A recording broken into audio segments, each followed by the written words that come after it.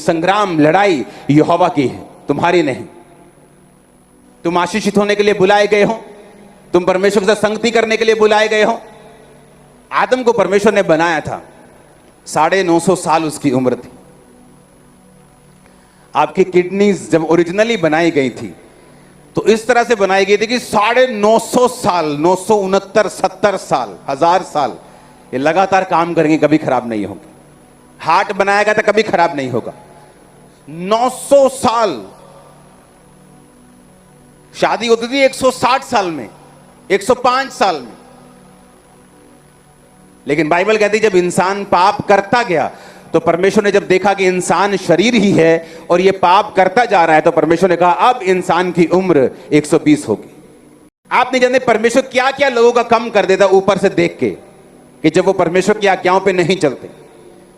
परमेश्वर ने कहा दाऊद मैं तुझे बहुत कुछ देने वाला था, अभी तो मैंने तुम्हें इजराइल राज्य दिया था, पहले यहूदा दिया, फिर मैंने इजराइल के 12 गोत्र तुम्हें दिए, बहुत सा सोना दिया, बहुत से लोग दिए, अभी तो मैं तुम्हें और भी बहुत कुछ देने वाला था, लेकिन अब बस जब तुमने पाप कर लिया बत्शेबा के साथ, अब बस अब मैं अपना विचार बदल चुका हूं। इसलिए मैं कहता हूं आपकी लाइफ में कितना आप बढ़ेंगे इस बात पे निर्भर नहीं करता कि परमेश्वर क्या चाहता है, इस बात पे निर्भर करता है आपकी कैपेसिटी क्या है, आप कितना ले सकते हैं परमेश्वर से। आपकी तनख्वाह 15,000 थी, आप शराब नहीं पीते थे।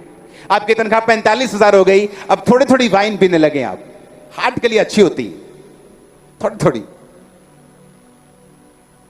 तो परमेश्वर सोचता है तू गरीब ठीक था, तू 15,000 में ठीक था, तू 45 लेकर शराब पीने लगा है। तू ठीक था गरीब, तो सीधा चर्च आता था, गाड़ी लेने के बाद अब तू लड़कियों को घुमाने लगा है। मैं पछताता हूं तुझे ब्लेस करने से, आगे से मैं तुम्हें इतना ब्लेस नहीं करूंगा। तू अच्छा था जब नोकिया 1100 तेरे पास था, जब फोन करता था, अब स्मार्टफोन है तो तू ब्लू फिल्मों को देखता है, मैं तेरी ब्लेसिंग को रोक के रखूंगा। जब परमेश्वर ने कहा आदमी के साथ मैं सदा लौ विवाद ना करता रहूंगा, क्योंकि आदमी शरीर ही है, इसलिए मनुष्य की आयु 120 साल की होगी। तो आपको क्या लगता है, क्या अनाउंसमेंट हुई थी स्वर्ग से?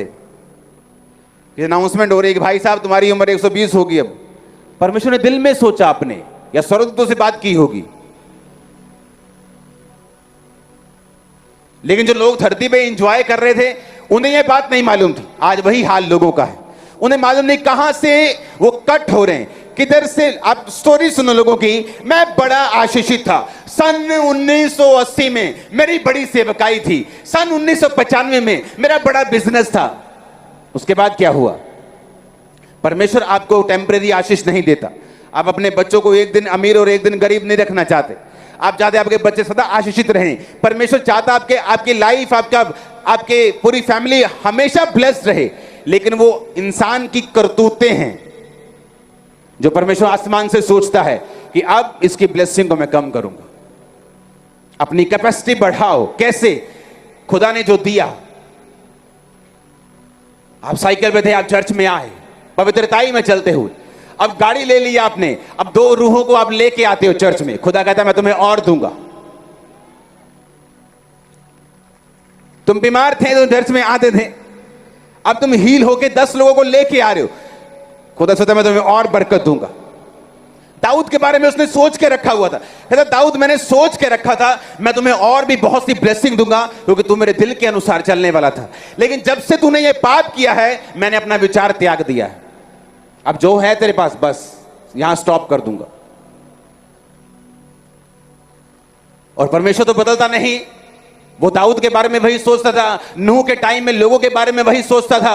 आज भी वो आपके बारे में, मेरे बारे में यही सोचता है कि जितना हम थैंक्स गिविंग करेंगे, जो खुदा दे रहा है उसके लिए थैंक्स करेंगे, पवित्रताई में रहेंगे, सामर्थ में चलेंगे।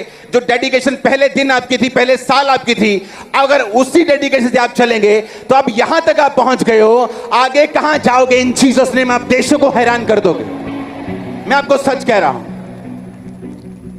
लेकिन शैतान अपने सवालों के साथ आता है बीच बीच, अपने क्वेश्चंस के साथ। ये क्यों है? खुदा ऐसा है, खुदा जीवित है तो ऐसा क्यों है? अगर वो ऐसा है तो खुदा ने ऐसा क्यों नहीं किया? अगर ये ऐसा है तो वो ऐसा क्यों है? ऐसा क्यों है? वैसा क्यों है? क्वेश्चंस के साथ वो आज भी आता है। इसलिए मैंने कहा वो क्वेश्चंस का हल परमेश्वर के वचन के ऊपर चलना उसके वचन की नॉलेज रखना, और दूसरा अपनी परीक्षाओं में स्थिर रहकर एक्सपीरियंस हासिल करना, फीलिंग्स वो निकलने की हासिल करना, ताकि शैतान के जलते हुए तीरों को बुझाया जा सके। आमीन। अगर आप यहां पहुंच गए, इमेजिन करो विश्वास के साथ आगे कहां तक जा सकते हैं, किस टॉप पे जा सकते हैं, किस ऊंचाई को आप हासिल कर सकते हैं, अगर परमेश्वर आपको यहां तक लेके आ सकता है तो। इसलिए उसने कहा आत्मा को मत बुझाओ, भविष्यवाणियों को तुच्छ मत समझो, गैर भाषा में प्रार्थना करके अपने अति पवित्र विश्वास में बढ़ते रहो, क्योंकि तुम्हारा परमेश्वर सोया नहीं। वो जानता है तुम्हारे दुश्मनों को जवाब कब देना है, वो जानता है तुमको कब बढ़ाना है, वो जानता है तुमको परीक्षा से कब निकालना है, कब डालना है, क्या तुम्हारे साथ करना है। तुम उसकी प्रिय संतान हो, जिसको लहू मोल दे के खरीदा गया है, तुम फालतू के नहीं हो। आमीन, आमीन।